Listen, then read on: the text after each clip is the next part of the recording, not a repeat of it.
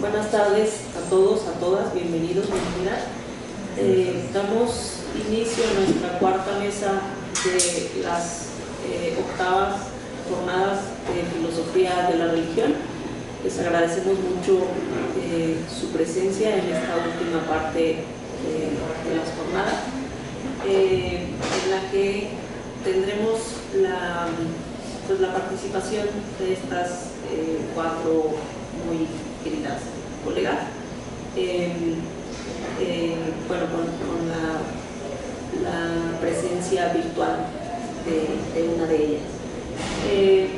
Según nuestro programa, vamos a comenzar en ese orden. Me da la palabra a la maestra Zuli en un momento.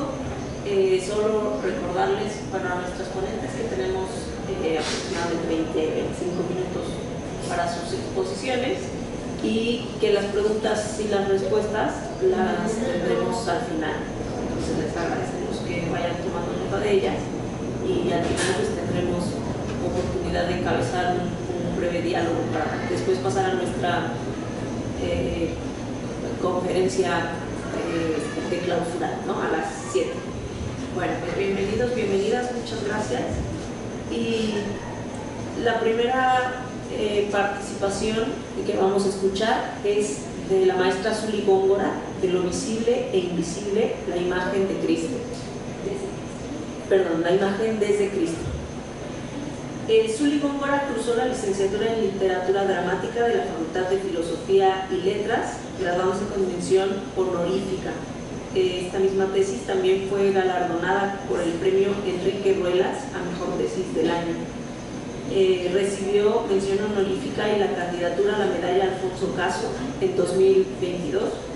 Ha publicado en la revista mexicana Paso de Gato y trabajado en procesos de investigación con la compañía de teatro contemporáneo, Teatro de Ciertos Habitantes, y se ha desempeñado como profesora en artes y ayudante profesora en artes, también como ayudante de profesor en Historia del Arte Teatral Mexicano.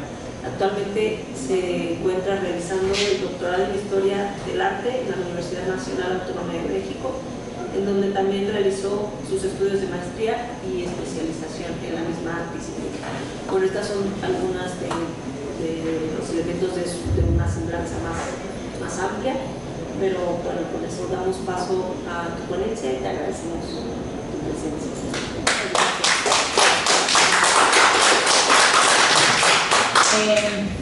Buenas tardes a todas, a todos. Y bueno, comenzaré con el título de lo que voy a estar hablando, de lo visible e invisible, la imagen desde Cristo. La idea de este ensayo nace por un deseo de continuar engrosando, problematizando y poniendo en cuestión lo que creo, lo que creemos sobre lo que es una imagen. La propuesta que lanza el apóstol Pablo, Cristo es la imagen del Dios invisible, en su exhortación a la iglesia de Colosas. Más adelante veremos un poco más sobre esta comunidad de creyentes. Me vino el pensamiento como un golpe porque removió todo lo que yo había leído sobre la imagen hasta ese momento, que está presente en su medio, ya que de lo contrario no podríamos verla, pero está referida a una ausencia, de la cual es imagen. Así, una imagen encuentra su verdadero sentido en representar algo que está ausente. Pero en el pensamiento paulino, la imagen puede ser toda plenitud, condensar en su visibilidad al Dios invisible. Es una imagen excepcional que no se contempla en la teoría de la imagen. La propuesta para estos minutos siguientes es mirar la imagen desde 3 ángulos, con la intención de ir de aspectos generales a específicos. Será así. Primero,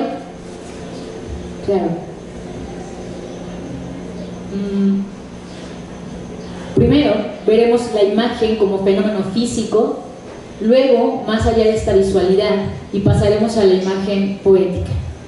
El planteamiento con el que continuamente se estará entrando en meditaciones y provocaciones será Cristo, la imagen del Dios invisible. Y la pregunta, más que a resolver, sino de la que se quiere tener hallazgos, es cómo la idea de Cristo como imagen tal como lo plantea el escrito de Pablo, puede convertirse en una fuente de nuevas reflexiones sobre la imagen y podría subvertir lo que de ella pensamos. Esa la iglesia que se encontraba en la ciudad de Colosas, históricamente una ciudad próspera y famosa por su producción de tintas, aunque su gloria estaba en declive en el momento en el que se refiere a ella la Biblia. Es a esta ciudad a la que Pablo escribe la epístola a los colosenses. Era la ciudad más pequeña y menos importante, a la cual el último de los apóstoles hubiera escrito. La información bíblica que se tiene de esta iglesia proviene de esta carta y de algunas alusiones en otra epístola paulina a un creyente adinerado llamado Filemón. El problema doctrinal de esta comunidad de creyentes es difícil de describir. Posiblemente era una corrupción del cristianismo con connotaciones místicas y legalistas del judaísmo, y combinado todo esto con un gnosticismo temprano, un tiempo de mezclas religiosas. Sea cual fuera el problema específico, Pablo pensó que la solución era un mejor entendimiento de la persona de Cristo. El fragmento del que partiremos fue escrito para los colosenses alrededor de 60 y 62 después de Cristo. Colosenses 1, 15 al 20.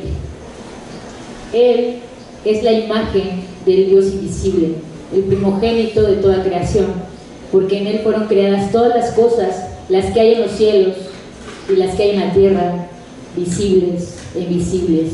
Y Él es antes de todas las cosas, y todas las cosas en Él subsisten.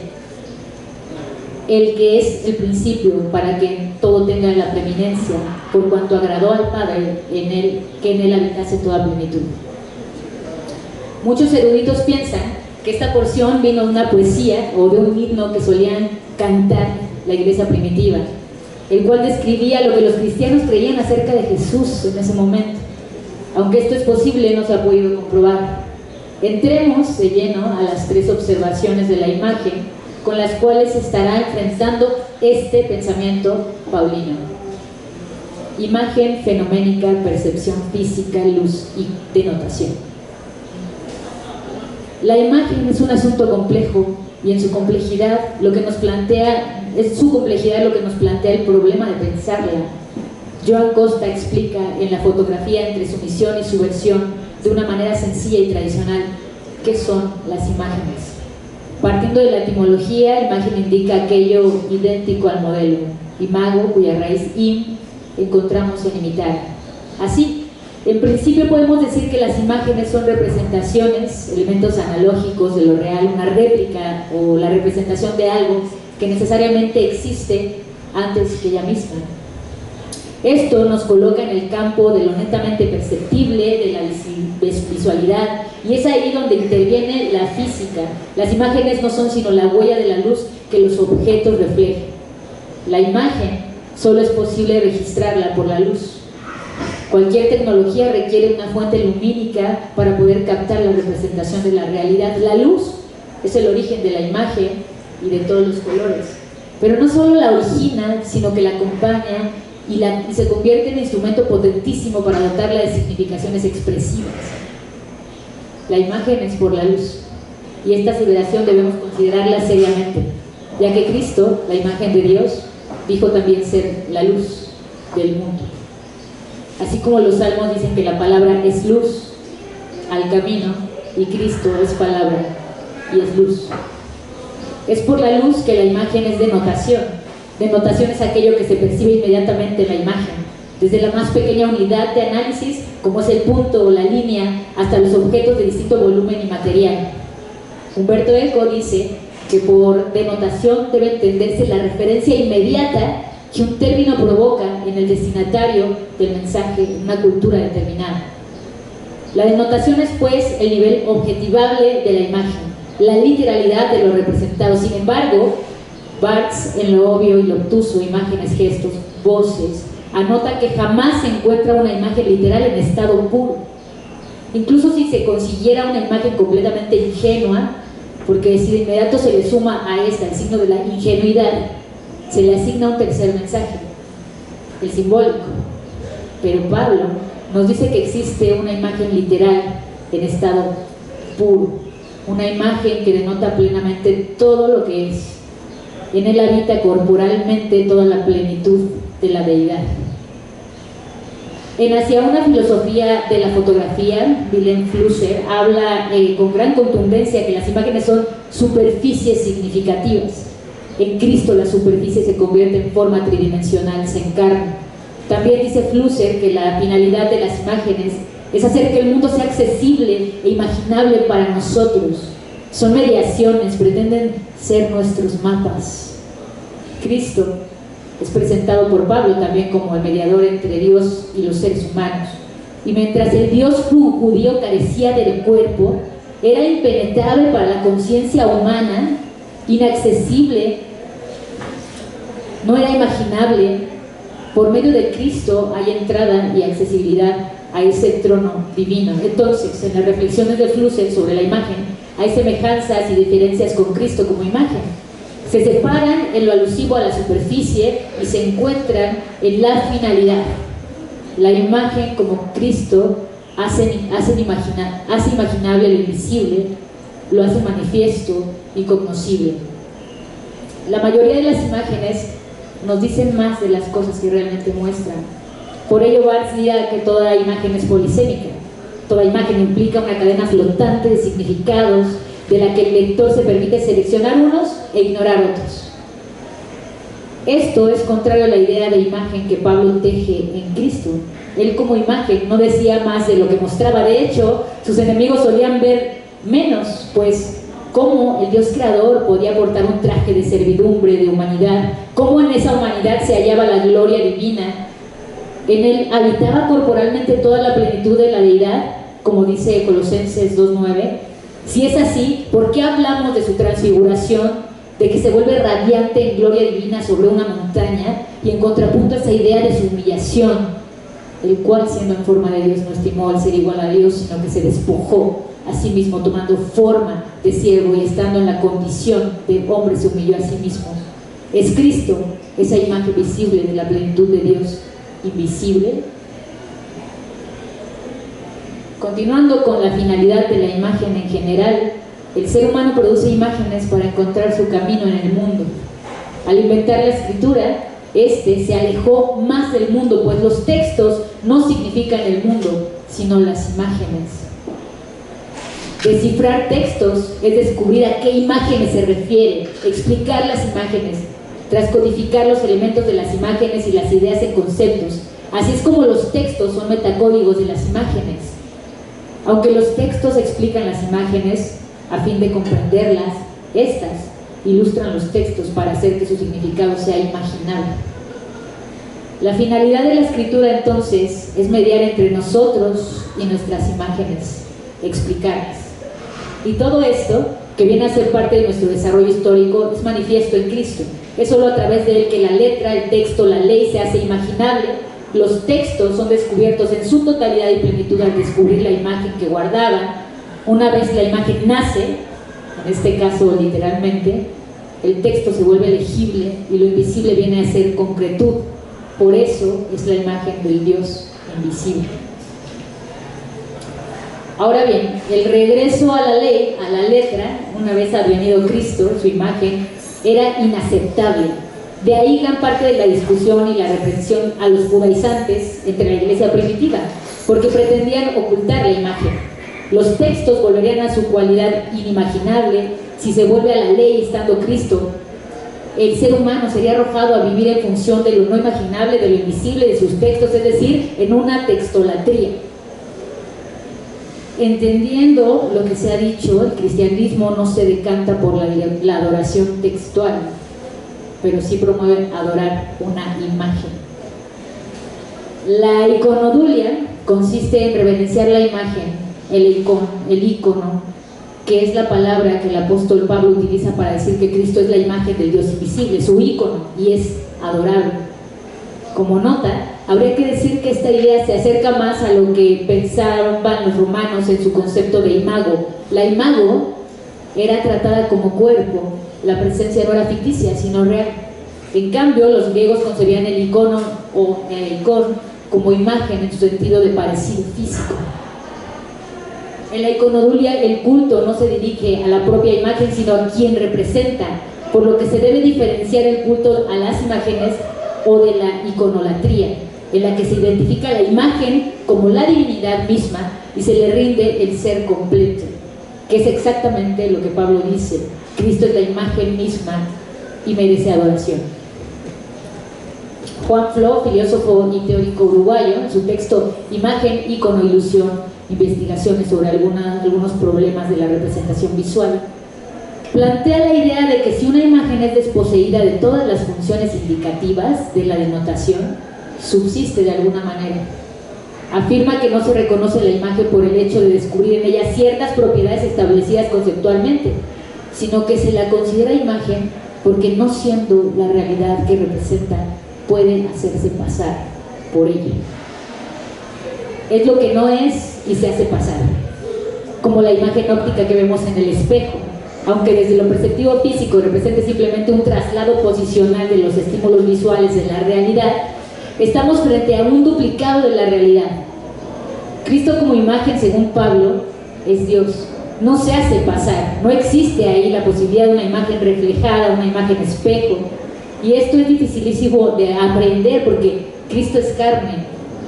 Y cómo en ese cuerpo de humanidad y humillación habita en su completud lo divino. Aquí es cuando la imagen como la conocemos, como algo que no es y que se hace pasar, explota. Y nos queda la posibilidad que exista una imagen pura, con toda visibilidad y toda invisibilidad presentes.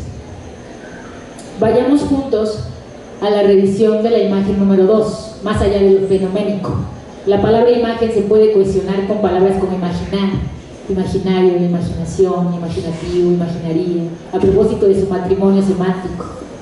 Pues la principal facultad de la imagen es su capacidad mágica de mediar entre lo físico y lo mental, lo perceptivo y lo imaginario, lo factual y lo afectivo. Por eso Cristo es imagen, en él se visibiliza el Dios visible. Ignacio de Loyola, en sus ejercicios espirituales, diseñó una disciplina en la que la imagen vence al logos. Todo lo que he hablado sobre la implantación de la escritura y el desplazamiento que hace de la imagen, que es lo que originalmente nos hace acceder al mundo, Loyola lo lleva también a reflexiones teológicas. Él transforma lo visual en una vía de acceso al conocimiento espiritual, una herramienta para subir de escalafón hacia la divinidad. Y claro, es solo a través de la visualidad de Dios en Cristo, dentro de los terrenos de la doctrina neotestamentaria, que hay un acercamiento a Dios que no se ve. Entonces, la experiencia perceptiva, en el caso de Loyola, más que llevar a hacer una interpretación, una intelectualización o evocaciones semánticas, fomentaría una experiencia, y esta a su vez una memoria que desemboca en la imaginación, creación. Cuando llega Cristo a la tierra como imagen, se hace visible y produce una experiencia y una memoria, y aunque esta imagen de Dios desaparece y tiene un lapso, un tiempo histórico, crea, y en esta creación se da en sus seguidores, que se supone son luz también, y toda imagen solo es posible registrarla por la luz. Claro, eso ya plantea otra pregunta. ¿Qué pasa luego de que la imagen de Cristo, la imagen de Dios, Cristo, es sustraída? ¿Volvemos a tener una experiencia con una imagen así a partir del establecimiento del cristianismo? Antón Patiño, que es un artista y pensador español, dirá que la fuerza de la imagen se consuma en la misma mirada del espectador. Gombrich, este gran historiador del arte, estará de acuerdo con ello. Para él, el papel del espectador es extremadamente activo, pues construye una visión coherente del conjunto de la imagen. Podría decirse, de acuerdo a lo que menciona el historiador de arte austriaco, que el espectador es quien hace la imagen. Pero esto choca con esa imagen pura que Pablo presenta. Es una imagen dada, que nada tiene que ver con quien la observa. El que la contempla puede pensarla bajo las nociones paulinas, como la visibilidad de Dios invisible en plenitud, o puede despreciarla y despreciar esta por ser inconcebible. Ahora bien, cuando se habla de imagen, se tiene que hablar de memoria. Memoria deriva de la raíz men, que indica tener una actividad intelectual. Está relacionada con el verbo minishi, que quiere decir meterse en el espíritu. Implica una dimensión espiritual. Es traer algo del pasado al presente, retomando brevemente. ¿Qué sucede cuando la imagen de Dios nos es quitada?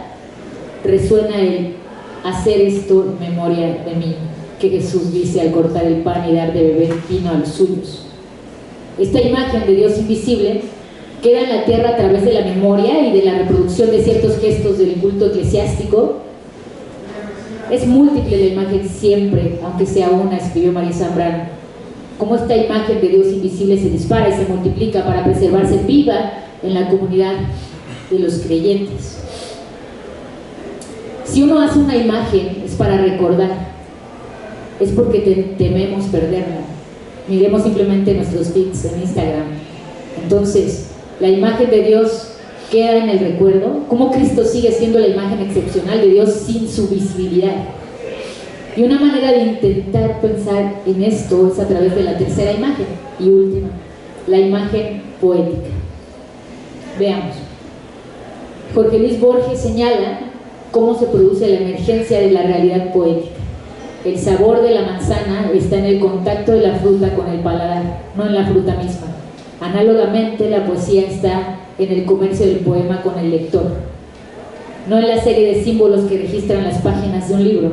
Lo esencial es el hecho estético, la modificación física que suscita cada lectura. La imagen poética nos devuelve al momento del primer encuentro, inocente pero inmensamente potente y transformador. Hace referencia a una experiencia sensorial, evocativa, afectiva, que es asociativa y dinámica. Está formada por distintas capas y se muestra en constante interacción con la memoria y el deseo. Lo poético de la imagen, como pensaba el director Tarkovsky, no se refería a la poesía como un género de expresión artística, sino a la sensibilidad en general. Entonces, la imagen del Dios invisible se sigue visibilizando en el presente por el advenimiento del Espíritu en el cuerpo del creyente, según el pensamiento paulino. Pero esto no produce una imagen pura ni plena del Dios invisible, como sí se presenta en Cristo según Pablo, porque aunque el Dios invisible estaría implicado en un cuerpo, el del creyente, esta imagen es borrosa, en tanto que no habita corporalmente toda la plenitud de la deidad. Como lo mencioné al inicio, este escrito es un ensayar de ideas varias en torno a una pregunta, un texto bíblico y tres concepciones de la imagen: la fenoménica, más allá de lo fenoménico, y la poética. Lo principal ha sido desmontar un poco el concepto de imagen y concluyamos ahora. Pablo quiso dejar claro a los colosenses que Jesús no era meramente similar al Padre, si no habría utilizado una antigua palabra griega, homoioma, la cual habla meramente de apariencia similar. Pablo sabía que Jesús era Dios, así como Dios, el Padre, es Dios. Esto significa que Jesús es el sello mismo de Dios, el Padre. Dios es invisible, lo cual no significa meramente que no pueda ser visto por nuestros ojos materiales, sino que Él es incognoscible. En Cristo el Dios incognoscible se hizo conocido. Es una imagen que rompe la idea de ausencia y presencia al ser presencia pura.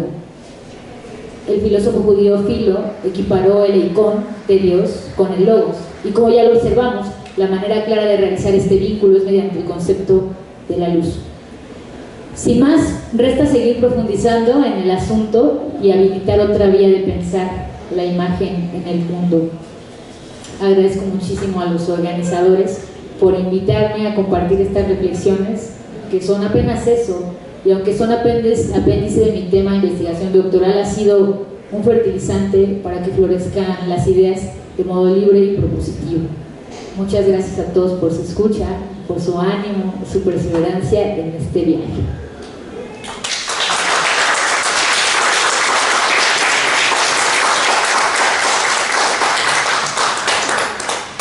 Muchísimas gracias a la maestra Zuli por su intervención. Esperamos que tengan algún comentario o pregunta que hacerle al final. Gracias de nuevo. Y ahora vamos a escuchar a la doctora Laura Soto. Ella es licenciada, maestra y doctora en filosofía por la UNAM. Es miembro del Sistema Nacional de Investigadores, profesora de asignatura de la Facultad de Estudios Superiores Acatlán y también en nuestra facultad. En Acatlán coordina el Seminario de Filosofía Medieval de la Facultad, bueno, la FES. Ha participado en diversos congresos nacionales e internacionales, en diversos proyectos de investigación, y entre sus publicaciones académicas se encuentra el poema erótico de Diego Abad, Metafísica y Teología, Luis de Molina y Santo Tomás de Aquino frente a la ciencia del Dios, y Fundamentos de la definición unívoca de alma de ánima de Francisco Suárez, entre otras. Pues muchísimas gracias, doctora, le damos la más cordial bienvenida y vamos a escuchar su participación titulada El signo y lo simbólico, una lectura hermenéutica contemporánea de San Agustín. Muchas gracias por el amable recibimiento y pues muchas gracias también a los organizadores, a la doctora Julieta Lizaola por invitarme, al doctor Ernesto Gallardo, Juan, muchas gracias también. Bueno, el día de hoy voy a hablar de la hermenéutica de Paul Ricoeur y un poco para relacionarla con la hermenéutica de San Agustín y ver qué vínculos pueden haber entre ambas hermenéuticas. Bueno, Paul Ricoeur, en Teoría de la Interpretación, Discurso y Excedente de Sentido, expresa un claro antecedente de la hermenéutica en tanto Teoría de la Interpretación, en la que ahondará en obras también como Metáfora Viva y Tiempo y Narración. Los 4 ensayos de esta obra representan temas cumbres que el filósofo francés logra sintetizar con por lo menos 2 tradiciones que le rodearán desde sus primeros años en París hasta los años 70, cuando ejerce en la Universidad de Chicago. Nos referimos a la fenomenología de la religión y la filosofía del lenguaje. Este filósofo francés es uno de los íconos más representativos de la hermenéutica después de Gadamer. El interés que hereda de Heidegger para indagar en el método o las condiciones de posibilidad de la pregunta por el ser se trasladan a la hermenéutica como un problema ontológico, donde ésta se concibe como una teoría de la interpretación. El filósofo francés busca ir más allá de una teoría que ponga especial interés en la comprensión de la intención del autor o de una concepción psicologizante de la subjetividad. Ya desde obras tempranas, Ricoeur busca también apartarse de esa hermenéutica romántica de Schleiermacher o un poco de Dilthey, y bueno, esto lo vamos a ver también en sus obras, cuando él dice que dice, haciéndonos contemporáneos de los antiguos, y creo que es una bonita invitación la que nos hace Ricoeur. En todo caso, la pregunta que resuena a lo largo de su obra es, como él mismo apunta, y lo cito, ¿cómo hacer presente una vez más a la cultura de la antigüedad a pesar de la distancia cultural interpuesta? Esta pregunta, que encabeza el eje de la discusión sobre la simbólica del mal, lo llevará a anclar su teoría de la interpretación en la metáfora. De inicio, la pregunta apela a favor de una dialéctica que pone en tensión el distanciamiento histórico y epocal de los textos con la apropiación que un lector contemporáneo tiene de ese pasado. Para Ricoeur, dice él, la hermenéutica comienza donde termina el diálogo. Es decir, hay hermenéutica cuando preguntamos por el sentido del texto. Allí donde la escritura cobra sentido no por el autor o el dialogante, sino por el lector, es que la teoría de la interpretación surge de la multiplicidad de sentidos que los lectores dan a un texto escrito. Y cobra mucho sentido lo que ahora exponía nuestra compañera en esta mesa, por la interpretación de las Sagradas Escrituras, para San Agustín.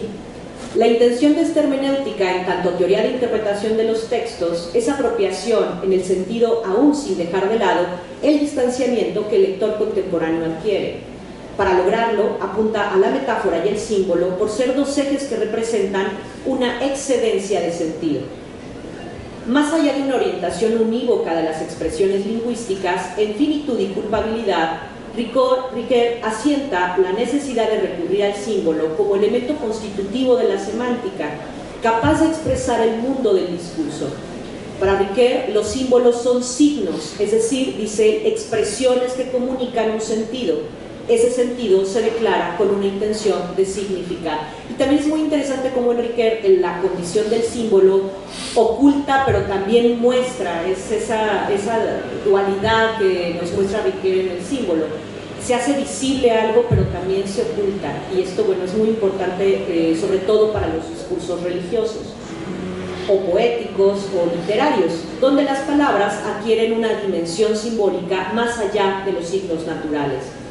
Por ejemplo, en el Génesis de las Sagradas Escrituras, la palabra cielo, tierra, árbol, no son signos que provengan meramente de nuestro lenguaje natural, sino que estos signos del lenguaje sobrepasan el sentido literal y adquieren una dimensión simbólica, dice él, más allá de una intencionalidad primera o literal.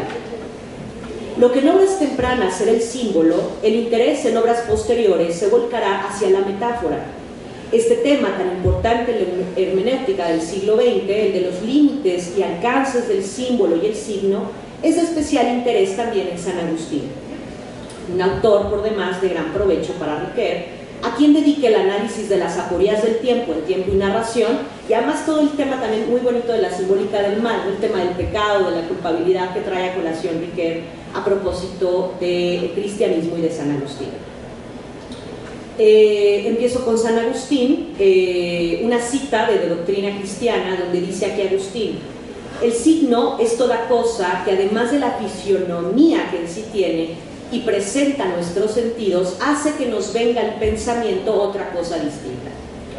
La hermenéutica de San Agustín debemos encauzarla en el interés de su época para analizar las Sagradas Escrituras a la vista de la dogmática. Como indica Mauricio Beuchot, San Agustín posee una teoría de la hermenéutica como eje primordial de su lectura de las Sagradas Escrituras. El análisis que realiza Beuchot sobre San Agustín apunta especialmente a de doctrina cristiana para centrar la teoría de la significación a partir de la diferencia entre signos naturales e intencionales.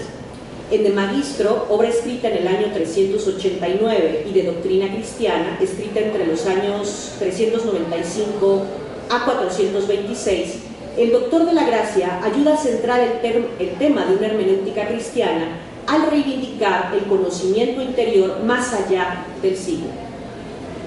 A lo largo de esta obra tan compleja, Agustín logra vincular lo que para hoy es una filosofía del lenguaje con lo que llamaríamos una ontología y una teología, ejes de interés también en la obra de Riquet. En De Doctrina Cristiana se esclarece que un signo es una señal que nos remite a la cosa, pero que se presenta en el pensamiento como algo distinto. El doctor de la Gracia divide los signos en naturales e intencionales. Los primeros refieren a la asociación de una cosa con otra distinta, como una huella que nos remite a los vestigios que un animal deja en el camino, mientras que los signos intencionales son aquellos que, por la asociación anímica, el alma vincula para poder expresar lo que son las cosas por medio de las palabras. Estos últimos están dispuestos a la significación. Las letras, dice él, son signos de las palabras, que se expresan por medio de la voz. Estas nos permiten el uso de discursos que, con ayuda de un alma preparada, sabia y elocuente, puede expresar, interpretar y enseñar palabras incluso sagradas. De tal modo que San Agustín sigue a Cicerón y su arte de la retórica. El orador, dice Cicerón, de tal modo debe hablar que enseñe, deleite y mueva. Y añadió también, dice San Agustín, el enseñar es propio de la necesidad, el deleitar de la amenidad y el mover de la victoria. Por su parte, en De Magistro, San Agustín inicia el diálogo paternal con Adeodato. Es una obra bien bonita, ¿verdad?, el De Magistro, justamente por todas las cuestiones que nos deja para toda la historia de la filosofía, pero especialmente a la hermenéutica, a propósito de los signos y ese carácter de la simbólica que sobrepasa son los signos naturales e intencionales. Para el santo de Hipona, las palabras son signos, esto es, señales que remiten a otros signos, en especial cuando se trata de signos intencionales o instituidos, alia data. En sus palabras, dice Agustín, paréceme que cuando hablamos, señalamos con palabras las palabras u otros signos. Ante la discusión con Adeodato, llama la atención la necesidad de San Agustín de recurrir a una semántica o significado de las palabras del lenguaje más allá de la mera relación entre signo y signo. Este filósofo supera incluso el problema de la indeterminación al apuntar a la importancia de la significación de una palabra cuando le pide a su hijo que explique la palabra si el hombre es hombre. para lo que San Agustín concluye, y lo cito: si te preguntase qué es el hombre, seguramente responderías que un animal. Y si te preguntase qué parte de la oración es hombre, no podrías de ningún modo responder rectamente diciendo que nombre. Por lo cual, como se ve que hombre es nombre y es animal, lo primero se dice considerando el signo y lo segundo lo que el signo significa. La importancia de la semántica es traída a colación por San Agustín para aclarar que más allá de la relación unívoca entre signo y cosa, el lenguaje logra ser sumamente confuso cuando atendemos a la significación del signo, el conocimiento del significado y la cosa, pues la intención última del diálogo es llegar, como dice él, a las cosas mismas, en especial como medio para evidenciar al Cristo Maestro. De tal modo que sobre este último punto coincido con la postura de Beuchot, quien aclara que el valor de los signos en el conocimiento de las cosas, en De Magistro, dice él, debe verse como signos lingüísticos, y los signos en general son únicamente medios para llegar a las cosas significadas. En su diálogo con Adeodato, el filósofo de Hipona explica que más vale atender al conocimiento de la cosa nombrada que al mismo nombre o signo intencional, o sea, ir a las cosas mismas otra vez. Así, por ejemplo, el conocimiento que se tiene de un objeto visible como el cieno tiene mayor valía que el nombre cieno. Es decir, el signo existe por la cosa y no la cosa por la palabra. En el caso de los signos intencionales que se relacionan con los 5 sentidos, el santo de Hipona apoyaría que la semántica tiene sus propios límites dados por el signo. Más aún, en el caso de aquello que no pasa explícitamente por nuestros 5 sentidos y que se vincula con el conocimiento interior. El doctor de la Gracia recurre a la importancia de una semántica, pero atiende también a los límites de la misma, al dilucidar que el conocimiento interior sobrepasa el sentido de los signos y la significación de las palabras. Dice él: comprendemos la multitud de cosas que penetran en nuestra inteligencia, no consultando la voz exterior que nos habla, sino consultando interiormente la verdad que reina en la mente. Las palabras tal vez nos muevan a consultar, y esta verdad que es consultada y enseña y que habita en el hombre interior es Cristo. La resolución de San Agustín es contundente, pues logra atestiguar a favor de la importancia del conocimiento interior y de Cristo como verdad, horizonte que rebasa la relación entre lingüística y semántica. Esta primera dimensión de acercamiento al lenguaje de Magistro cobra importancia para entender una posible aproximación a la teoría de la interpretación o una hermenéutica agustiniana en relación con las Sagradas Escrituras. En pocas palabras, es en el diálogo donde se halla el fundamento ontológico de una hermenéutica agustiniana. Ya en de doctrina cristiana, San Agustín aclara que la exposición de las Sagradas Escrituras se fundamenta tanto en el modo de entender como en el modo de explicar lo entendido. La finalidad de los límites de la semántica en este texto sirve para dar cuenta de la instrucción de las divinas letras. La intención de San Agustín consiste en acreditar la prioridad de la enseñanza para la significación de los signos y las cosas mismas. En sus palabras, dice él, denominamos ahora cosas a las que no se emplean para significar algo, como son una vara, una piedra, una bestia y lo demás por el estilo. Por su parte, las cosas significadas en la Biblia revisten no solo de signos intencionales, sino también metafóricos, esto es, de signos que nos dirigen a significados alegóricos sobre las cosas mismas. Dice él que aquí se deduce a qué llamo signos, es decir, a todo lo que se emplea para dar a conocer alguna cosa. Para el Hipona, los signos pueden ser propios o transferenciales, también llamados metafóricos, vel propia, vel traslata. Por metáfora entiende el sentido de traslación de un término a otro para significar otra cosa, en el sentido de un signo que requiere de otro para ser explicado. Como cuando decimos la palabra cordero, entendemos el animal, pero en la Biblia se traslada para significar a Cristo. Para Agustín, las alegorías, especialmente las oscuras o de difícil comprensión, son enigmas o signos equívocos que merecen ser develados. Es en De Doctrina Cristiana donde San Agustín inicia la dimensión segunda del lenguaje, aclarando que la retórica es una herramienta para persuadir a favor de la verdad, que nutrida de bellas palabras logra el arte de la elocuencia, pero no basta esta sin la sabiduría y aprehensión de la verdad. Agustín aboga por develar los sentidos de las escrituras más allá de un sentido literal, pues le interesa, como él mismo dice, calar bien su esencia e indagar con ahínco sus sentidos. La hermenéutica que ofrece San Agustín en obras como de Génesis contra Maniqueos adquiere una sutileza cada vez mayor en obras como de Magistro, escrita esta última un año después y casi 6 años antes que de Doctrina Cristiana.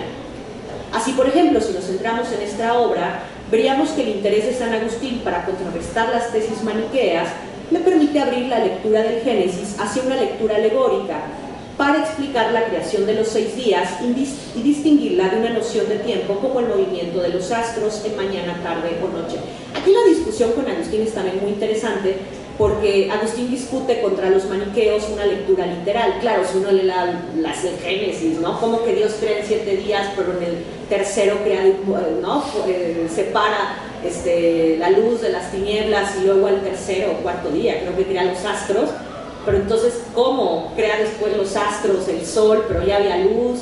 Y entonces los maniqueos hacen toda una interpretación literal y dice Agustín muy inteligentemente que no se puede hacer esto, ¿no? Claro, también me atrevo a decir que hay intenciones también políticas de San Agustín para no solamente atacar a los maniqueos, sino también para mostrar que su lectura es falsa a partir de la avocación de la alegoría o de los signos que se trasladan, ¿no? Así, por ejemplo, el primer día de la creación puede ser entendido como la edad que correspondería de Adán hasta Noé. También una lectura muy interesante de cómo Agustín concibe al tiempo desde el símbolo, desde las alegorías, ¿no? El primer día significa sí un día, pero no solamente el paso de la noche al sol, ¿no? O al amanecer, sino también una época, una edad de Adán a Noé, y así sucesivamente de los patriarcas hasta llegar a el 6.º día, que es Cristo, y el 7.º, que es el Apocalipsis, donde Dios descansa, ¿no? La lectura alegórica permite entender el sentido espiritual del Génesis como el tránsito de las generaciones de Noé hasta Abraham, pasando por una sucesión de días con su respectivo transcurrir de generaciones. De modo análogo al tratamiento del tema en estas obras, en la Epístola 55, escrita hacia el año 400, San Agustín trae a colación los errores de los maniqueos. En esta carta menciona: así como no adoramos al ganado, aunque Cristo fuera llamado cordero y becerro, ni adoramos a las fieras, porque fuera llamado león de la tribu de Judá, ni a las rocas, porque Cristo era la roca, ni al monte de Sión, porque en él está simbolizada la iglesia. Del mismo modo tampoco debemos adorar al sol y a la luna, aunque estas figuras que se toman de la criatura celeste como de otras muchas terrestres, se aplican a figuras de la realidad mística, ¿no? Y también, bueno, aquí muy interesante cómo Agustín busca dar una respuesta a la propia filosofía, cómo la filosofía también está vinculando en su época el tema de la predicación, del lenguaje, toda la implicación filosófica que Agustín conoce muy bien de Aristóteles y que Agustín se aparta de ella, se vuelca a la simbólica, se vuelca a esta simbólica de Cristo, que ya también lo explicamos. San Agustín analiza la función referencial del significado y apela al conocimiento interior y a Cristo como elementos que sobrepasan los límites de un lenguaje unívoco. Esta misma apreciación lleva al santo de Hipona a mostrar el imperio del símbolo, no solo en el lenguaje. Más allá de los signos o la significación, apunta a la primacía de la fe de la doctrina cristiana. Creo que este es el interés principal en muchas de sus obras. Para San Agustín, el símbolo, a diferencia del signo, se encuentra en un nivel superior que despunta los conflictos de la significación. El símbolo, como apertura de comunión, ¿no? El término en griego es muy bonito porque es como este papelito, esta roquita que se daban para cuando se realizara un negocio o algún trato, ¿no? Que finalmente se reuniera. Este término lo retoma San Agustín para hablar de que el símbolo pues es interpretación, pero también de una comunión, una pieza clave para enseñar a los fieles la diferencia entre fe cristiana y la diversidad de corrientes religiosas. El símbolo sobrepasa el signo, pues tiene una finalidad doctrinal y regulativa que opera como comunión de la fe y escenifica la enseñanza de la autoridad. En sus sermones, donde el filósofo de Hipona trae a colación la necesidad del símbolo como unidad cristiana, ahí el símbolo Valei, que remite a la reunión de dos objetos como pacto de su fidelidad, es interpretado por San Agustín, dice él, como aquello que establecen entre sí los comerciantes, mediante el cual su gremio mantiene un pacto de fidelidad, y luego esto le sirve, lo voy a extender ya no en la ponencia, sino un poquito para hablarles del símbolo. Esta etimología la retoma San Agustín para hablar del símbolo que representa la doctrina cristiana. O sea, ya no solamente de manera textual, sino todos aquellos elementos de la doctrina cristiana, de la fe, que vienen a funcionar como un símbolo, como una reunión de fieles, ¿no? Incluyendo los sacramentos, todas las prácticas religiosas son también símbolo de la vinculación o de la unión con lo divino, con Dios. Bueno, voy cerrando. La trascendencia del símbolo, más allá del signo, es también un tema que para Ricoeur resulta primordial. El filósofo francés expresa en Finitud y Culpabilidad que no todos los signos son símbolos, pues el símbolo logra rebasar el ámbito de los signos naturales e intencionales. En todo caso, dice Ricoeur, el símbolo, en contraposición con los signos perfectamente transparentes, a diferencia, los signos simbólicos son opacos. Esta opacidad constituye la intensidad misma del símbolo y es inagotable. Lo que el símbolo para Ricoeur representa la opacidad, para San Agustín es claridad, mientras que para el filósofo francés el símbolo es apertura de sentido, pues responde al problema de las hermenéuticas románticas. Para el Hipona el símbolo es comunión, que permite trascender los conflictos del lenguaje en pos de una excedencia de sentido, pero, y aquí viene el tema interesante de la hermenéutica de San Agustín, por toda la cuestión de la autoridad, pero sin llegar a un equivocismo o a la apertura de una multiplicidad de interpretaciones, porque si no cabría maniqueos o donatistas. Agustín es cuidadoso al hablar del signo y del símbolo, pues su preocupación es doctrinal, la nuestra pues filosófica. Bueno, ahora sí cierro, lo prometo. Si bien es cierto que Ricoeur tiene clara la labor de una teoría de la interpretación y atiende a la diferencia entre signo y símbolo, como también lo hace San Agustín, el papel del símbolo es anterior a la hermenéutica. Ricoeur atestigua en obras tempranas como La simbólica del mal que el símbolo se relaciona con la semántica, de tal modo que en el preámbulo a Metáfora Viva postula que hay algo no semántico en el símbolo. O sea, también un poco Ricoeur nos abre esa posibilidad con esta frase de que hay algo no semántico en el símbolo, de vincularla un poco justamente con esta noción de símbolo en San Agustín. Y bueno, lo dejo aquí, todavía continúo un poquito más, pero me interesaba ligar, ¿no?, estas dos posturas hermenéuticas y cómo San Agustín, con esto era como la idea principal de la presentación, cómo San Agustín vincula al símbolo incluso con una práctica, no solamente con el lenguaje, sino con una práctica y claro, por una cuestión doctrinal, mientras que Ricoeur no, pero sí nos abre esa posibilidad de mostrar que hay algo no semántico también en el símbolo, y esa posibilidad de mostrar que el símbolo tiene esa capacidad de opacidad, pero también de visibilidad de aquello que se expresa en los textos o se expresa también en las prácticas religiosas. Y bueno, con esto concluyo. Muchísimas gracias por escuchar.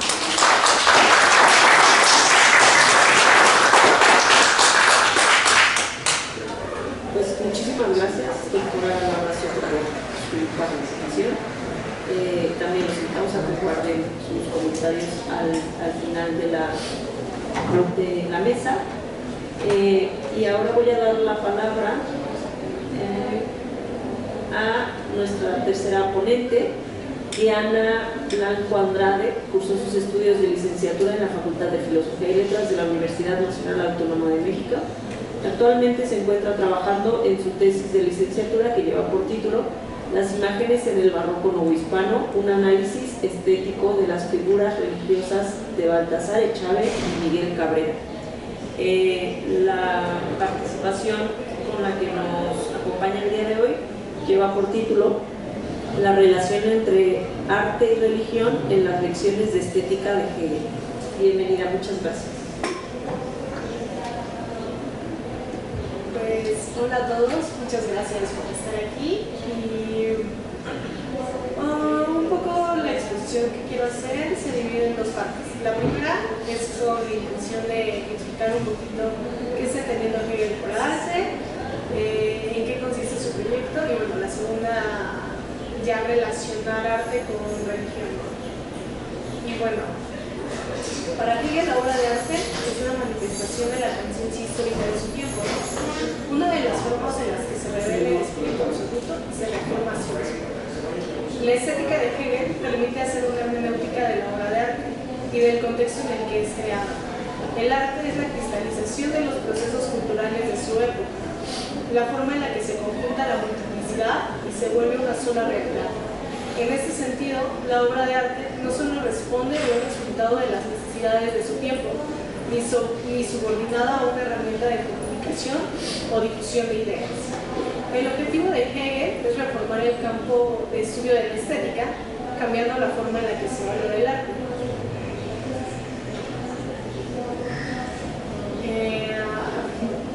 El objetivo de Hegel es reformar el campo y el estudio de la estética, cambiando la forma en la que se valora el arte.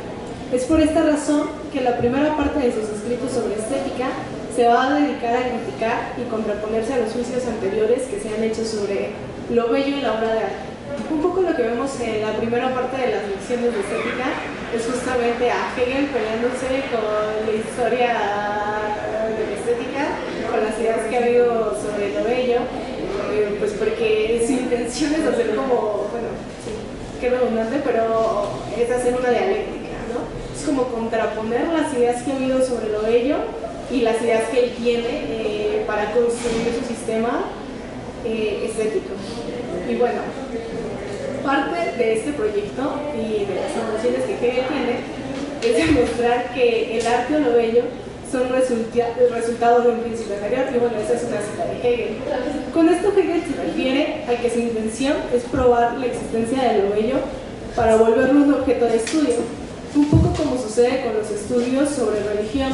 La intención es estudiar las implicaciones que tiene el arte como un fenómeno constitutivo de la realidad humana y bueno, también las implicaciones que eso tiene. Para que pueda ser estudiada como una disciplina científica, o sea, el objetivo de Hegel es hacer de la estética una ciencia, con ideas muy particulares sobre qué es ciencia. Debido a que sí, bueno, esta es la idea general que tiene Hegel, y bueno, dice que debido a que si se le da al arte un tratamiento simplista de ver lo bello como un objeto inexistente fuera del sujeto, se tendría que aceptar la idea de que el arte es corolario y por lo tanto carente de veracidad. El arte resultaría algo meramente decorativo y sin sustancialidad, y bueno, esto es algo que no le parece a Hegel. Hegel está seguro de que en el arte hay más que simple decoratividad, hay más que imágenes, y bueno, Hegel presenta que como parte fundamental dentro de la ciencia se encuentran dos cuestiones. Una que se pregunta por la existencia del objeto, que corresponde a cada ciencia en particular, como en la astronomía la existencia del Sol, y una segunda en la que radica la dificultad. ¿Cuál es ese objeto? Y bueno, un poco aquí al convertir a la estética en una ciencia, la intención de Hegel, o lo que se propone, es que dejemos de ver a la estética o de reflexionar en la estética viendo lo bello como algo subjetivo. Lo que él intenta es convertir a lo bello en algo objetivo de lo cual podamos tener conocimiento. Es decir, así como en la astronomía no nos cuestionamos la existencia del Sol, la intención es que en la estética no nos cuestionemos la existencia de lo bello. Y bueno, para que una disciplina sea considerada como científica, comenta Hegel, es fundamental que el objeto de estudio se presente como necesario, por lo que no resulta de importancia preguntar o cuestionar por su existencia, así como pasa dentro de la astronomía, donde se asume la existencia del Sol sin ser cuestionada o puesta en duda, mientras que en aquellas disciplinas no filosóficas de las cuales pone por ejemplo la psicología experimental, el objeto de estudio es puesto en duda y su existencia se cuestiona debido a que dice Hegel, cuando estos objetos no son dados por los sentidos, sino que los hallamos en nosotros como hechos de la conciencia, podemos preguntarnos si no son más que simples creaciones de nuestro espíritu.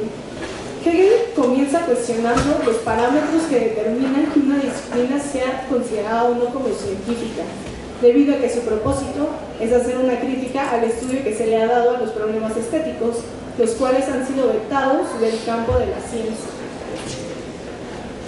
Es importante resaltar que parte significativa del sistema filosófico de Hegel consiste en hacer una crítica y una propuesta para entender la realidad. Uno de los temas e inquietudes que estarán presentes a lo largo de su obra es cómo se da el conocimiento humano en relación con la construcción de la realidad. Es sabido que entre las discusiones y tópicos que se trabajaban en su época estaba la teoría filosófica de Kant. A grandes rasgos, Kant evidencia que el conocimiento es autorreferencial, siempre está mediado por la razón y el entendimiento del sujeto que conoce. El conocimiento que podemos tener es siempre una interpretación de cómo en realidad es el objeto. Hegel parte de la concepción de Kant sobre el conocimiento humano para decir que si bien es cierto que los objetos se presentan siempre mediados por el entendimiento y la razón, el conocimiento humano no se fundamenta en acceder a la esencia del objeto. Para Hegel, y eso es súper importante para su estética, el conocimiento se da en la interpretación que el sujeto hace sobre el objeto en relación con su realidad. La razón por la que es importante tener en cuenta esta parte del sistema filosófico de Hegel cuando se trabaja su teoría estética es debido a que, para Hegel, la estética es una disciplina científica de la cual se puede obtener conocimiento. Un poco lo que permite a Hegel convertir a la estética en una disciplina científica es su concepción sobre el conocimiento. Para Hegel, la realidad no está construida en un objeto o en un conjunto que contenga en sí todos los objetos y seres finitos. La realidad se da en el movimiento total de las interacciones, en un todo que se conforma en la interacción de todas sus partes. En este sentido, la realidad del objeto de estudio de la estética no depende de su realidad física.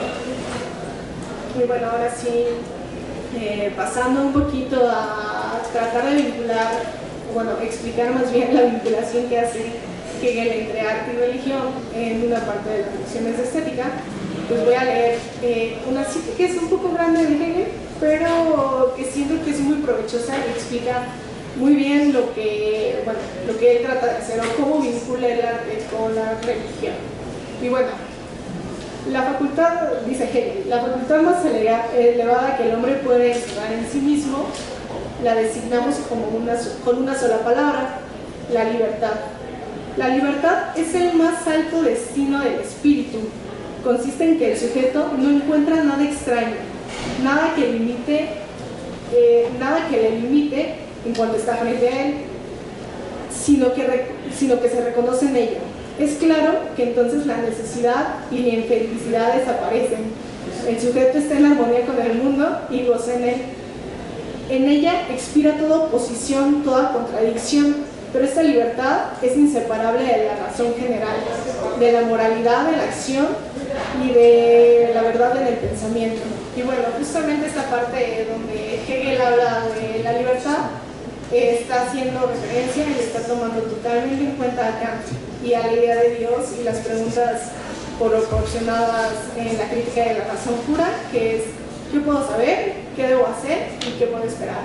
Donde como parte importante o la intención de Kant es como demostrar que incluso en la toma de decisiones para atribuirle responsabilidad a un individuo es necesario dar por supuesto que es libre. Y bueno, lo que está diciendo Hegel es que bueno, está muy bonita esta parte de Kant, es muy bonita esta concepción de la libertad, pero pues que realmente no es factible, ¿no? No es como que en la vida siempre seamos libres y todo coincida y todo sea bonito, ¿no? Entonces, bueno, dice, en la vida real, el hombre comienza por intentar destruir la oposición que en él reside mediante la satisfacción de sus necesidades físicas, pero todo es relativo, limitado y finito en estos cosas. Busca entonces en otra parte, en el dominio del espíritu, para procurarse la dicha y la libertad por medio de la conciencia y de la acción. Por la ciencia, en efecto, franquea la naturaleza, se la apropia y somete a su pensamiento. Se hace libre por la acción práctica, realizando en la sociedad civil la razón y la ley con las cuales se identifica su voluntad. No obstante, aunque la libertad se reconozca y respete en el mundo del derecho, por todas partes se manifiesta su lado relativo, exclusivo y limitado. Por todas partes se encuentran límites. Y bueno, un poco también lo que trata o lo que está diciendo que justamente en esta parte, pues es que en el hombre hay una contradicción. Por una parte siempre está aspirando a la cultura, a lo trascendente, y por otra parte se encuentra con que es un ser limitado, que es un ser que tiene necesidades, que tiene que responder a esas necesidades, que su acción es limitada, que constantemente el mundo se le está revelando y se le está, le está poniendo trabas. Y bueno, dice, entonces encerrado en lo finito y aspirando a salir de esas limitaciones, el hombre vuelve sus miradas hacia una esfera superior, más pura y verdadera, donde todas las oposiciones y contradicciones de lo finito desaparecen, donde la libertad, desplegándose sin obstáculos y sin límites, alcanza su fin supremo. Tal es la región de la verdad absoluta en el seno de la cual la libertad y la necesidad, el espíritu y la naturaleza, la ciencia y su objeto, la ley y el impulso, en una palabra, todos los contrarios, se sumen y concilian. Elevarse por el pensamiento puro a la inteligencia de esta unión, que es la verdad misma. Tal es el fin de la filosofía.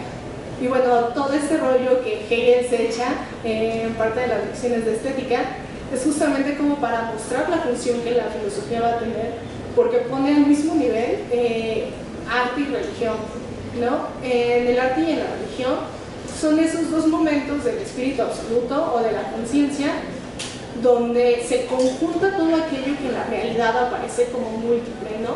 Donde tenemos esa opción de tener una visión universal o panorámica y acceder al infinito que hay en el hombre. Y bueno, dice más adelante, el hombre también llega por la religión a la conciencia de esta armonía y de esta identidad que constituye su propia esencia y la de la naturaleza. La concibe bajo la suprema potencia que domina lo finito y por lo cual lo divino y opuesto vuelve a la unidad absoluta. El arte que se ocupa igualmente de la conciencia pertenece también a la forma absoluta del espíritu. Y bueno, un poco lo que trata de decir Hegel es que justamente tanto en el arte como en la religión podemos tener pues esta visión conjunta de lo que en la cultura nos aparece como múltiple. Es una forma de asimilación de la realidad y en la que se manifiestan todos estos movimientos, todos estos procesos, todas estas contradicciones que nosotros vemos en la vida cotidiana, ¿no? Aquí particularmente lo pone con el sujeto, pero pues también lo plantea como desde los procesos históricos, ¿no? Como aquello que parece disperso en una época, como aquellos momentos históricos que parecen no estar entrelazados, en el arte, en la religión y en la filosofía logran unirse, ¿no? Bueno, también hace diferencias porque son manifestaciones diferentes del espíritu absoluto, ¿no? En el arte es de forma sensible cómo se da esta relación, pero bueno, siempre constantemente va a estar jugando justamente con esto, con que es un acercamiento a la realidad, con que es una forma que nos permite tener, o bueno, es un momento de la conciencia que nos permite entender qué está pasando y construir estas ideas que, bueno, pues van a transformar la sociedad. Pues muchas gracias por escucharme y pues gracias.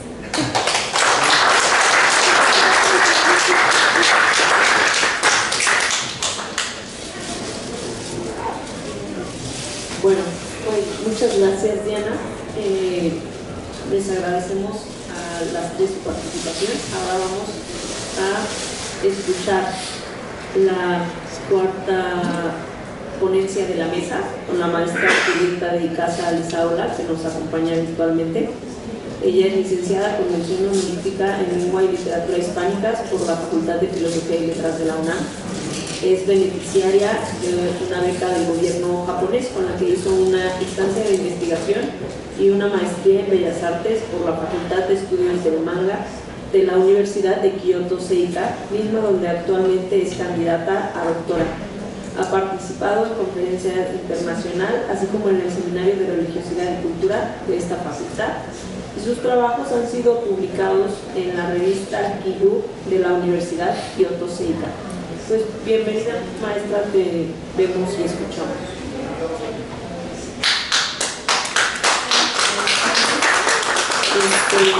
Espero que se me escuche bien.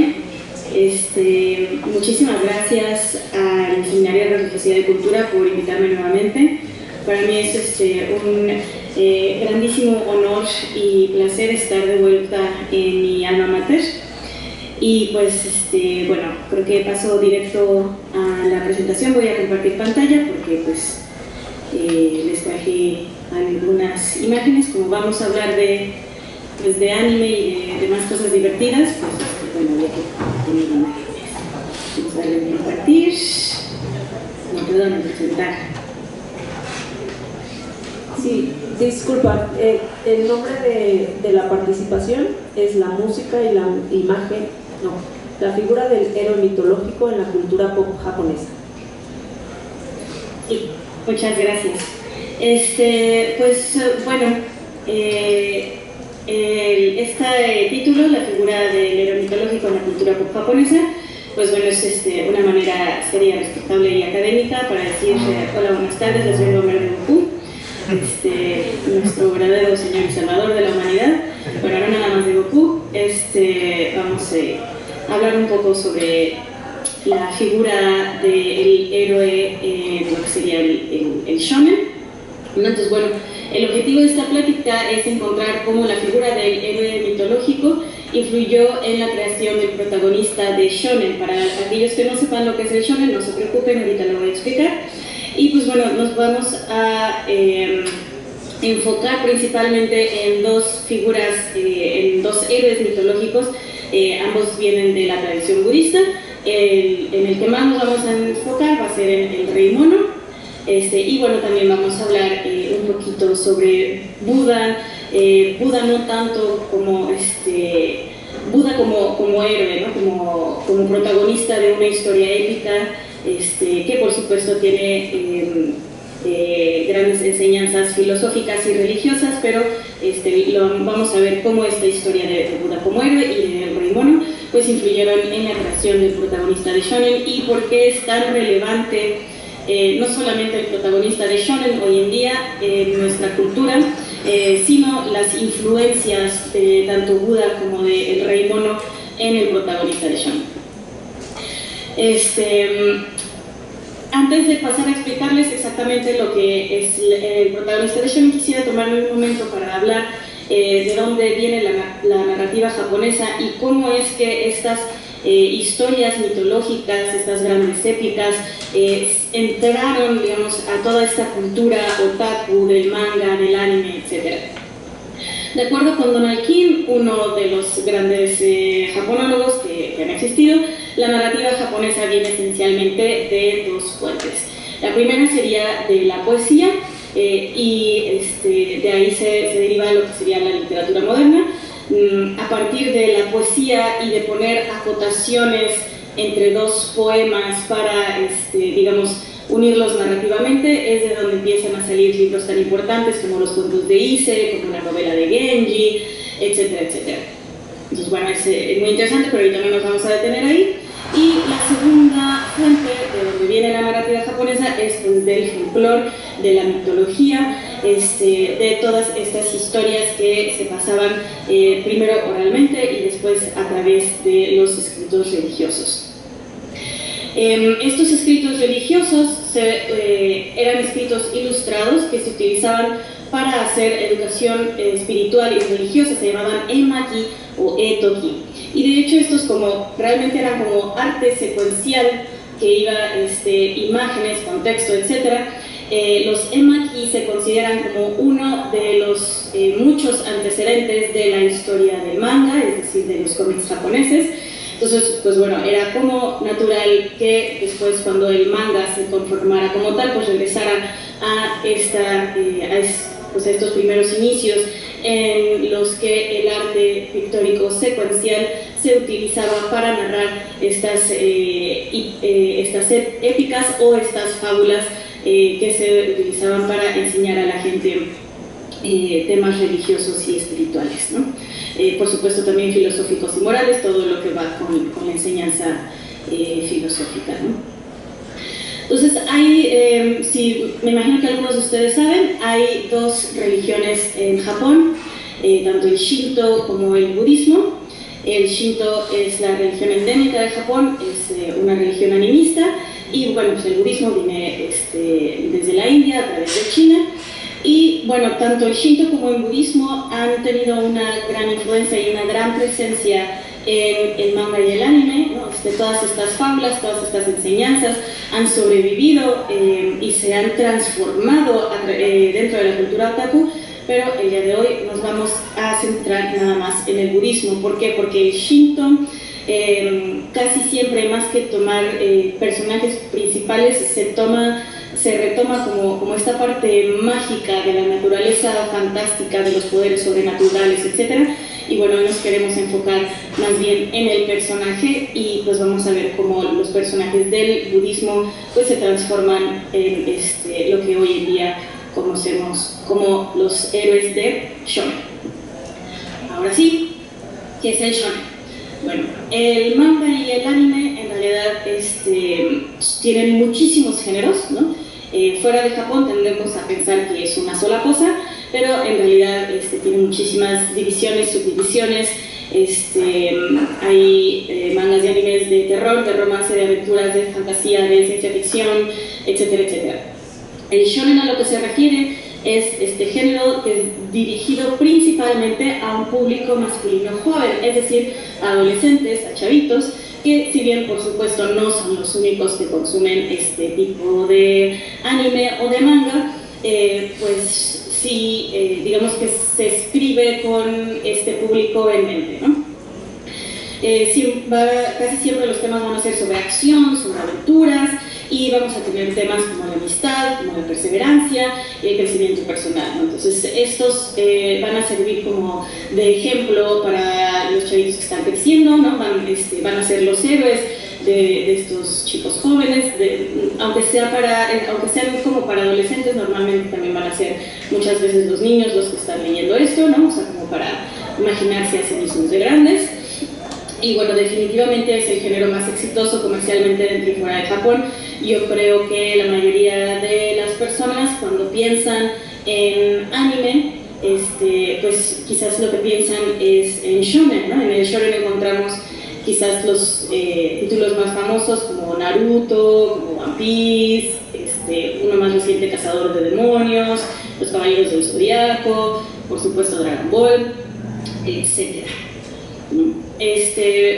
Vamos un poquito a hablar de cómo se inició el shonen, porque es aquí justamente en sus inicios donde vamos a ver cómo la mitología, cómo todas estas historias folclóricas lograron moldear al protagonista shonen en lo que es el día de hoy.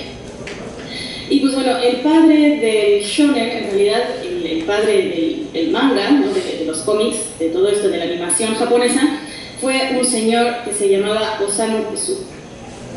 Osamu Tezuka, que quizás conozcan por ser el creador de Astro Boy, pues fue un mangaka sumamente prolífico.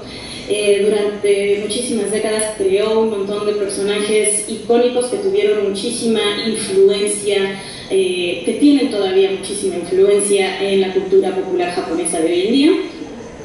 Y y pues como toda la parte del centro, todas las bases de la parte estética, de la parte narrativa y de la parte como de la producción a nivel de industria, tanto del manga como del anime, ¿no? Él fue el que hizo como el diseño de personajes con estos ojos muy grandotes, que es porque le gustaba Disney, no por algunas otras cuestiones ligeramente racistas que probablemente les hayan contado en algún momento.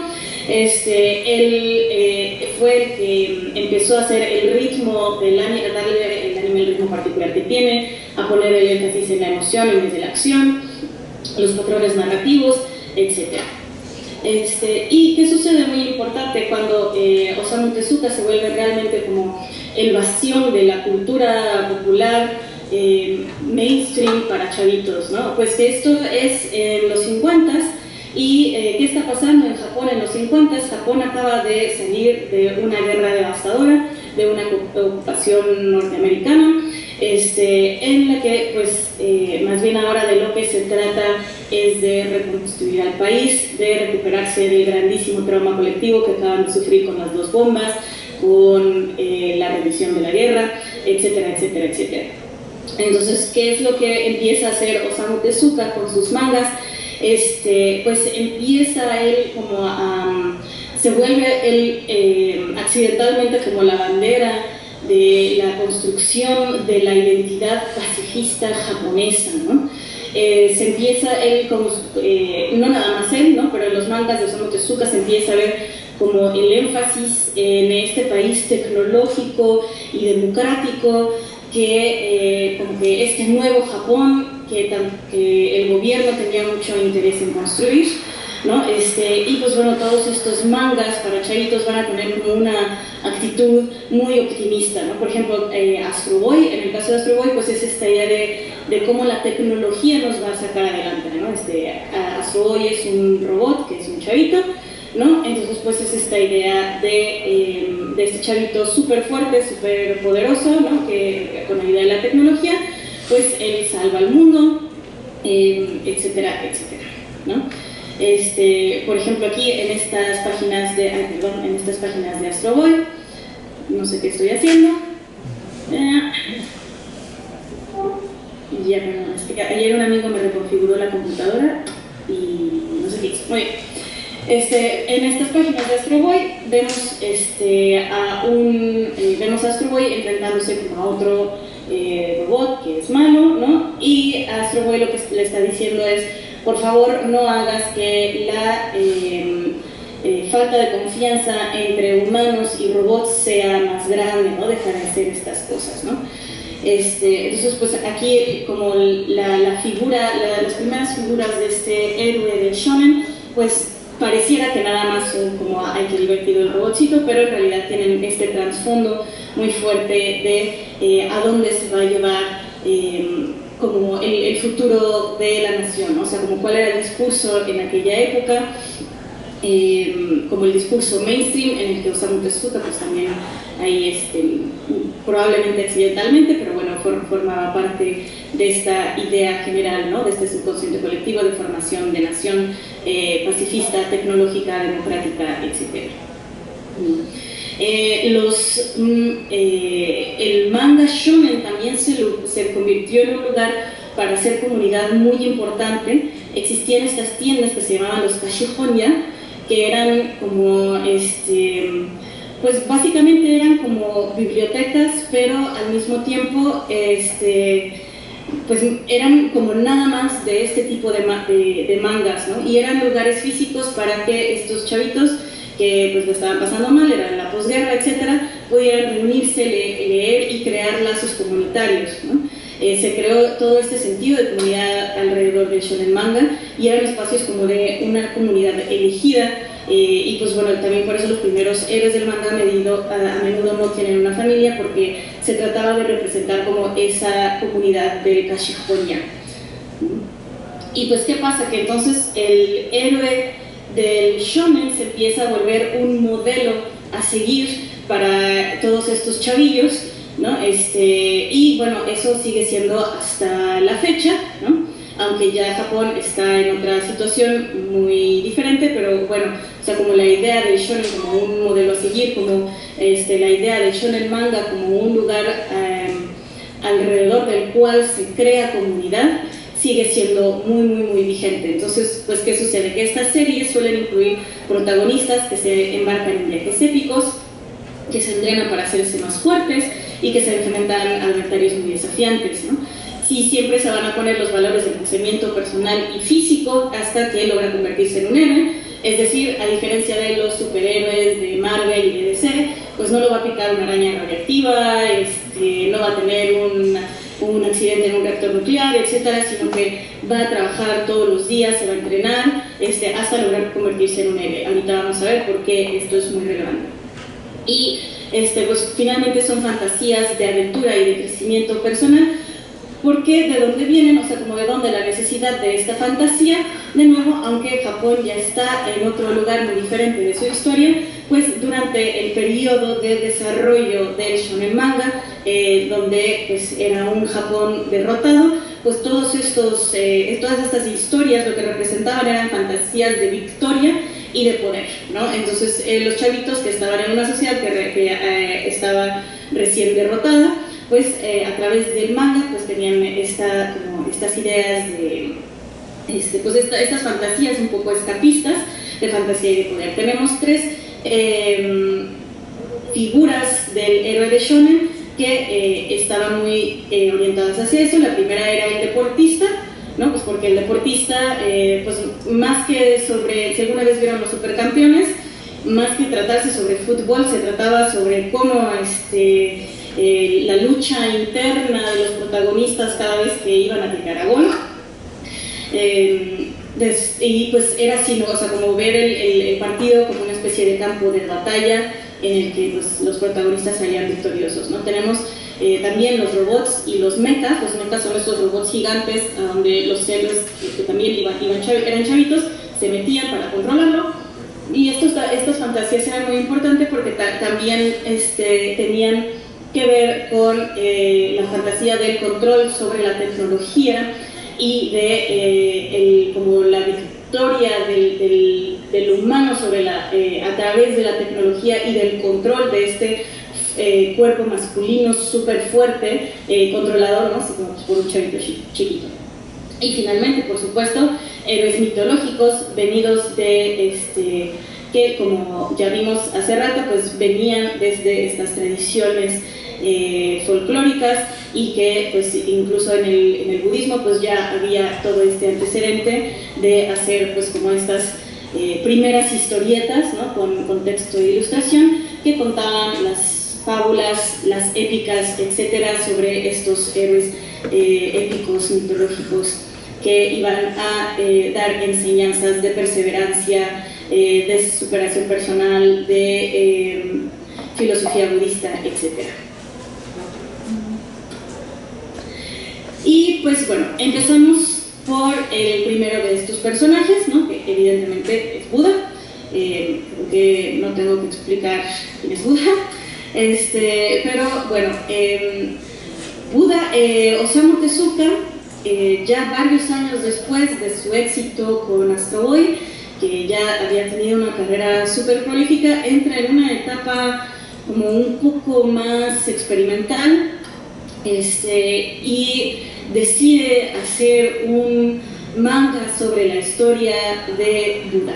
Ahora, todos sus dibujos siguen teniendo como estas líneas tan redondas, estos ojos tan grandotes, ¿no? que le dan como a los dibujos como este aire un poco infantil, pero ya era un Osamu Tezuka bastante más maduro como autor, que tenía otro tipo de preocupaciones, y se agarra de la figura del Buda como héroe épico, como héroe literario, para él hablar de sus propias preocupaciones humanísticas.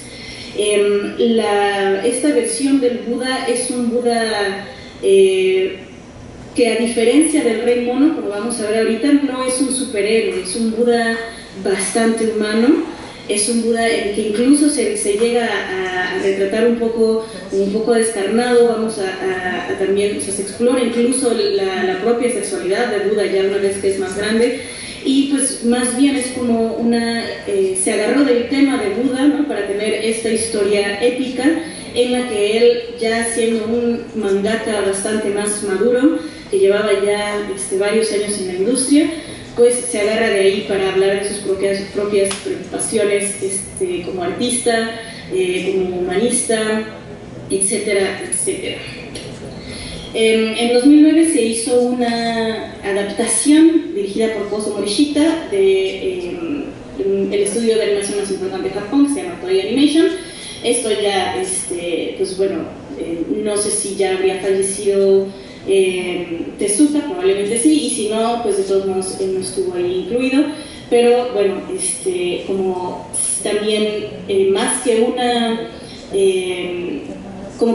película o más que una obra para adoctrinar y para enseñar la filosofía de Buda, pues era como agarrarse de todo lo que pasó en la vida de Buda para expresar estas ideas de Tezuka. Y aquí es muy importante matizar por qué digo que no esta obra de Buda, aunque uno podría pensar que podría tratarse así como los primeros emakis o etokis, como para algo para enseñar la doctrina. Sin embargo, en este caso no. Cuando vemos estas obras donde aparece el héroe mitológico, a diferencia, por ejemplo, como en Occidente, cuando veríamos algo como películas como El Príncipe de Egipto, etcétera, que sí tienen como un matiz ahí un poco más de enseñanza. Ay Dios, algo. ¿Siguen viendo mi pantalla? Sí. Sí, ok. Perdón, les digo que. Ahí está. Denme un segundo.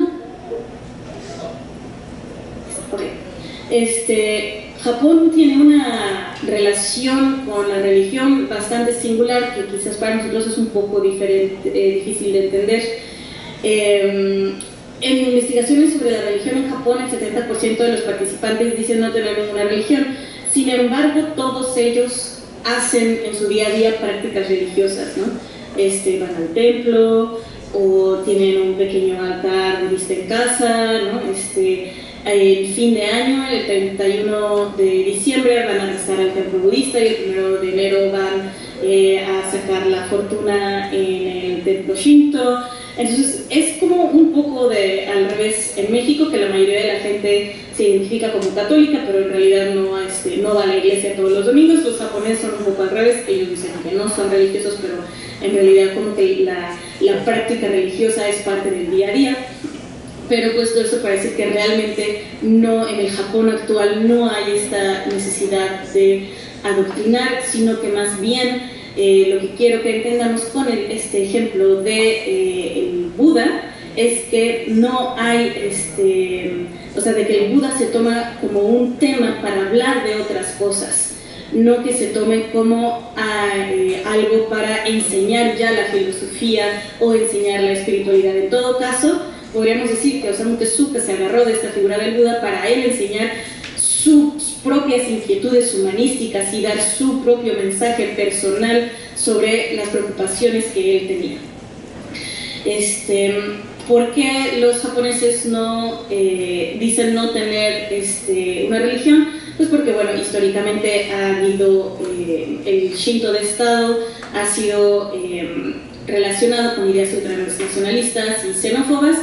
Y pues bueno, el sector de la sociedad japonesa que todavía tiene gran parte del poder político suelen estar asociados o al Shinto de Estado o a sectas budistas religiosas que tienen pues muy mala fama, han hecho cosas muy feas. Entonces los japoneses prefieren alejarse de eso, pero al mismo tiempo hacen su práctica religiosa ellos en su día a día. Entonces, ¿cómo podemos ver estas, si no se está tratando de enseñar la doctrina a través del manga y el anime, así como se hacía con los Uzumaki, cómo podemos ver estas nuevas representaciones de Buda y ahorita vamos a hablar del rey mono en la cultura popular japonesa? Hay un autor que a mí me gusta mucho que se llama Michael Dylan Foster, que habla del concepto de lo folcloresco o del folclorismo, que es En pocas palabras, la manera en la que la cultura popular observa y representa el folclore, en este caso al leve mitológico. Es decir, que hay una cierta alusión a un estilo folclórico, hay conexiones con ciertos elementos folclóricos, pero que se les va a adquirir un nuevo valor folclórico, en este caso mitológico. En este caso, por ejemplo, en el caso del Buda, ¿no? Pues el estilo, ¿no? Pues es muy claro, ¿no? O sea, hay referencias visuales a imágenes que cualquier persona que haya visto un poco de imágenes budistas pues puede identificar, ¿no? Hay alusiones a los elementos, ¿no? Que es la vida del Buda, algunos personajes que sí existieron en la vida del Buda, pero el elemento nuevo que se le da son pues este valor humanístico moderno del que ya estaba más preocupado Osamu Tezuka, ¿no? Y finalmente, ¿qué es lo que se logra a través del folclorismo? Pues que el pensamiento y la imagen religiosa sean consumibles, o mejor dicho, accesibles en diferentes formatos, y les permite adaptarse al momento cultural y actual y encontrar una nueva función. La cultura popular así reimagina la imagen religiosa y transforma su filosofía en problemas modernos, y esto le ha permitido sobrevivir al paso del tiempo. Y bueno, esto no nada más en el caso del Buda, sino también obviamente es mucho más difícil reimaginar la figura del Buda, porque es pues una figura muy importante. En muchos lugares del mundo se le ve como una imagen divina, pero ¿cuál fue la figura que sí verdaderamente se transformó 100% y no nada más se usó para hablar de nuevos temas humanísticos, sino que se convirtió en una figura completamente nueva, que trajo nuevos valores y que hoy en día ha sido pues prácticamente un ícono ya completamente separado de esta primera imagen mitológica? Pues, ay, perdón, me iba a ir a saltar estas dos diapositivas. Regreso a ellas después para no romper el ritmo de lo que iba a decir.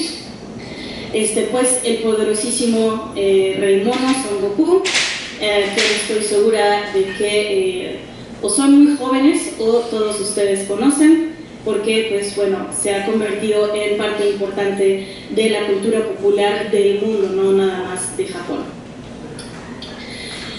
El Rey Mono es el personaje principal de una novela china escrita en el siglo XVI por, discúlpenme, no hablo chino, Wu Cheng-en.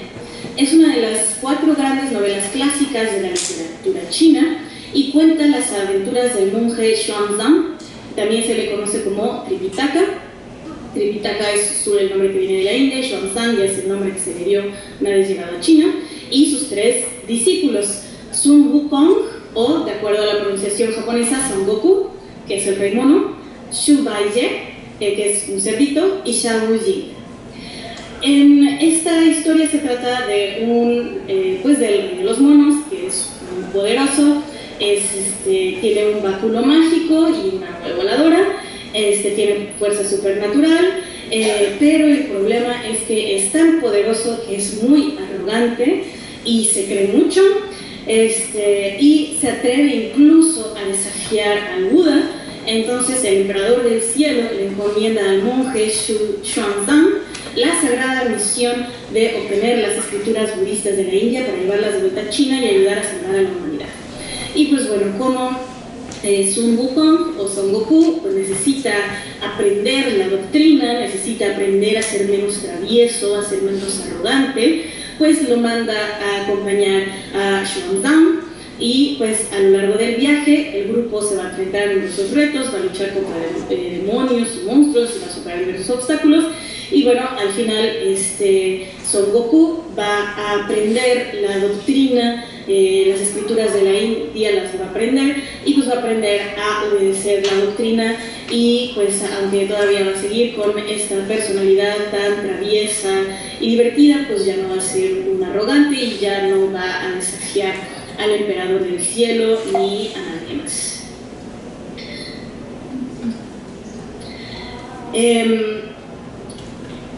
Son Goku travieso y poderoso, tiene grandísima fuerza, capacidad de transformarse, de cambiar de forma, es un experto en artes marciales, por supuesto, y a pesar de su rebeldía inicial se convierte en un discípulo muy devoto. ¿Por qué es tan importante esta historia, o más bien cuál fue la intención de escribir esta historia en el siglo XVI? Porque además de aventuras eran enseñanzas morales y filosóficas.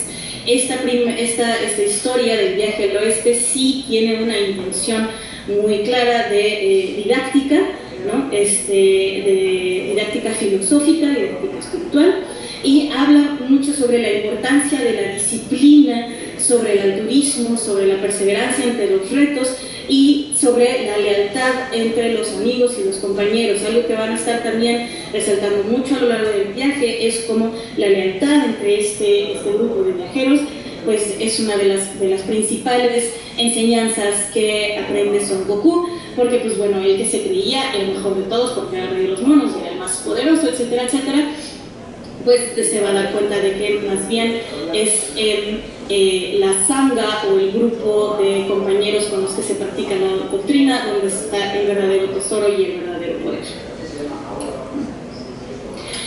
En 1952, Osamu Tezuka, de nuevo, siempre que hablamos de orígenes de todo lo que tenga que ver con shonen, con manga, etcétera, tenemos que remitirnos otra vez a Osamu Tezuka. Él hace una versión de El viaje al oeste que se llama Boku no Son Goku, que quiere decir mi Son Goku, ¿no? O sea, como, ahora sí que Goku para niños, ¿no? Literalmente. Todavía era un Osamu Tezuka, pues que apenas estaba volviéndose famoso. Boku no Son Goku sale en el mismo año que Astro Boy, y pues la idea era hacer un viaje al oeste para niños. Era hacer un viaje al oeste que pues es un libro complicadísimo, pero un libro muy importante para la cultura de todo Asia, no nada más de China, un libro que ya había tenido muchas interpretaciones y traducciones en Japón y que se consideraba como un libro importante para, pues para aprender muchas cosas sobre la doctrina budista. Pues Tezuka hace su interpretación para que los chavitos también la puedan leer y divertirse con ella. Le agrega varios monstruos nuevos, ¿no? Pero todo es como con un tema como muy humorístico, muy paródico, deja volar la imaginación, y en estas escenas de luchas mágicas entre Goku y estos monstruos, pues Tezuka ponía lo que se le ocurriera, ¿no? Ponía dinamita, ponía cemento, ponía, pues eran unas batallas ahí muy locas en las que de repente también Goku y otros personajes salían volando de la página, ¿no? Y pues aquí ya empezamos a ver cómo estas versiones empiezan a influir después la versión de Akira Toriyama.